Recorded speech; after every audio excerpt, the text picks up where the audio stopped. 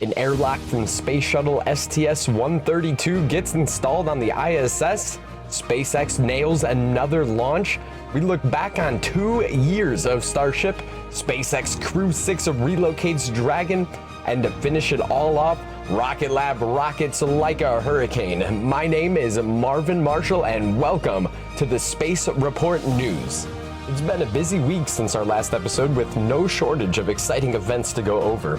If this is your first time watching an episode of the Space Report News, well, I would like to welcome you to our weekly YouTube series that recaps all of our fun that we've had over on Twitch the past week and any other Zoom and Boom events that are notable.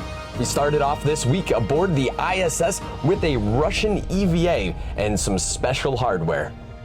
On Wednesday, May 3rd, Expedition 69 cosmonauts Sergei Prokopyev and Dmitry Petelin ventured outside the Poist airlock and successfully transferred and installed an experimental airlock and radiator to the Nyoka module.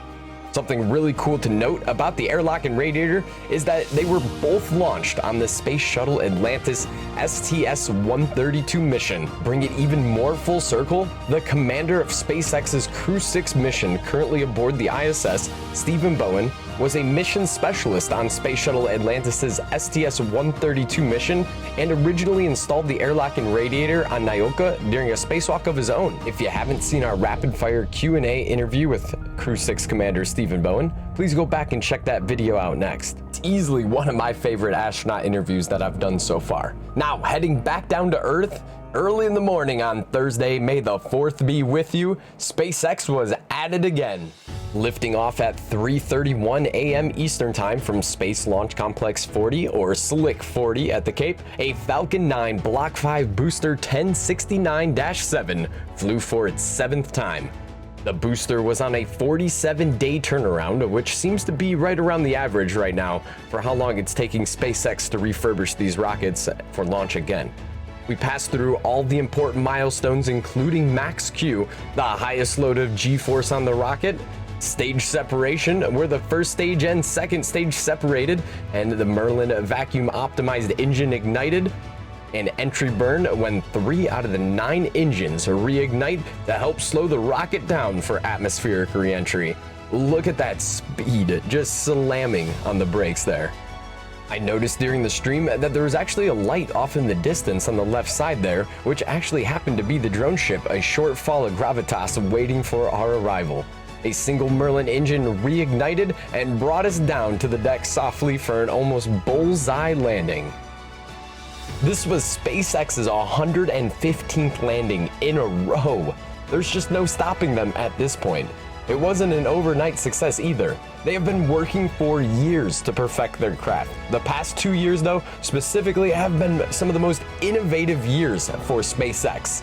On May 5th, 2023, we celebrated Cinco de Mayo and the 2-year anniversary of Starship's first fully successful, no kaboom involved landing. So, how do you think SpaceX got to the point of being able to land 115 orbital class first stage boosters in a row?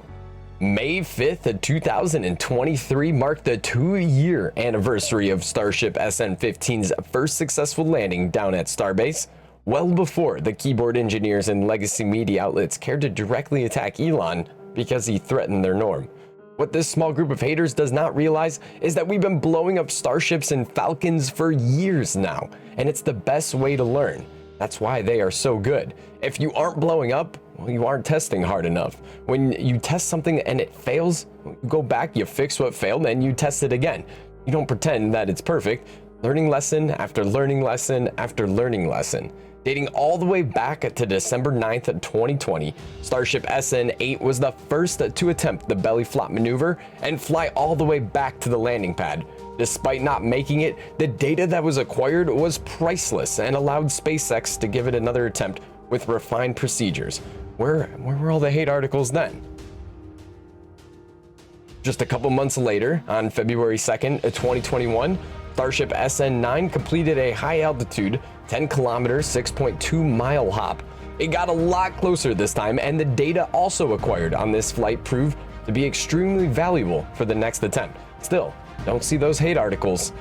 On March 3rd, 2021, just 1 month and 1 day later, Starship SN-10 flew the same 10-kilometer, 6.2 hop and made it all the way back to the landing pad and touched down. Although standing upright with a slight lean, it exploded shortly after due to a methane leak.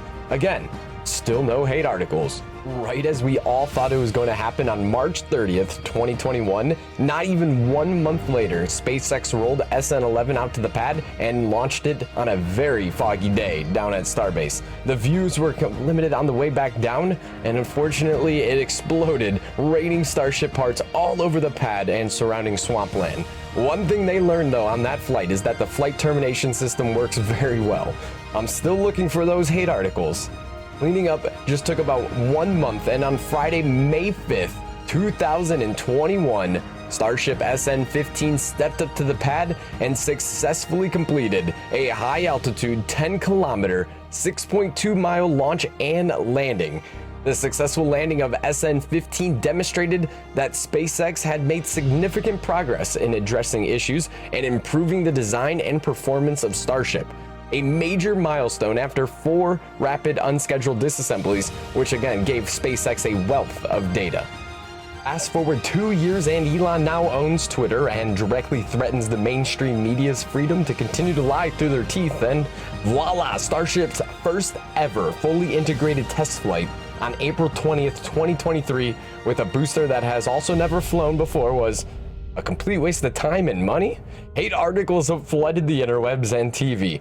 You just got to remember that legacy media outlets and people who do not want to understand are just a minority. The Space Report News is new age media, telling it how it is, not how we want it to be.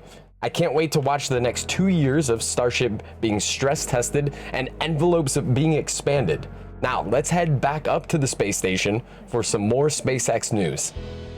Early in the morning on Saturday, May 6th, SpaceX Crew-6 astronauts donned their spacesuits for a quick ride aboard Crew Dragon Endeavour. Crew-6 undocked from the station's space-facing port and swung around to the station's forward-facing port. The reason for doing this is to free up room for an upcoming Dragon cargo capsule that'll be arriving in June if all plans hold. This was only the 3rd ever port relocation for a Dragon capsule, following the previous 2 relocations during Crew 1 and Crew 2 missions. Be sure to check out my previous video with Crew-6 where they took all of our questions during the final media opportunity before flying down to Florida for launch, and also be sure to subscribe so you don't miss out on the post-flight Crew-6 video when they return back to Earth. Speaking of launches, on Sunday, May 7th in the States and Monday, May 8th local time, we had a very special launch out of New Zealand.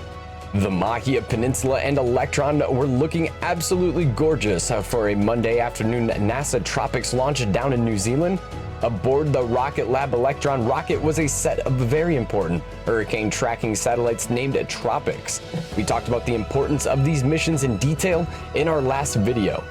After successfully launching at 1 p.m. Monday, New Zealand time, 9 p.m. Eastern time on Sunday, we were treated to some amazing onboard views of our Electron rocket. Rocket Lab has always continued to improve their webcast and camera quality feed, something that we are very grateful for. We had an uninterrupted ride uphill and once again, amazing views looking back from onboard Electron. Wow, what a sight. After second stage shutdown, we had about a 15-minute coast phase before the kick stage ignited its Curie engine to reach the desired orbital altitude for the TROPICS satellites. Unfortunately, we were outside of the ground station coverage and didn't get visual confirmation of deployment, but we did get confirmation shortly after that both satellites deployed successfully. Team members successfully sent commands to the first CubeSat at 1:48 a.m. Eastern Time, and then they established communications with the second CubeSat at 6:31 a.m. Eastern Time later that morning. Congratulations to Rocket Lab and the TROPICS team for successfully saving the hurricane season. That's going to wrap things up for this episode. Follow us over on Twitter at Space Report News, streaming live on Twitch at You Got Any Grapes, and for a fully autonomous rocket launch and event schedule, go to www.spacereportnews.com. We'll be uploading at least one Space Report News episode per week here on YouTube, so be sure you're subbed and have that notification bell on. Your thumbs up and comment here on these videos will help the Space Report News grow. My name is Marvin Marshall with the Space Report News, signing off until next episode.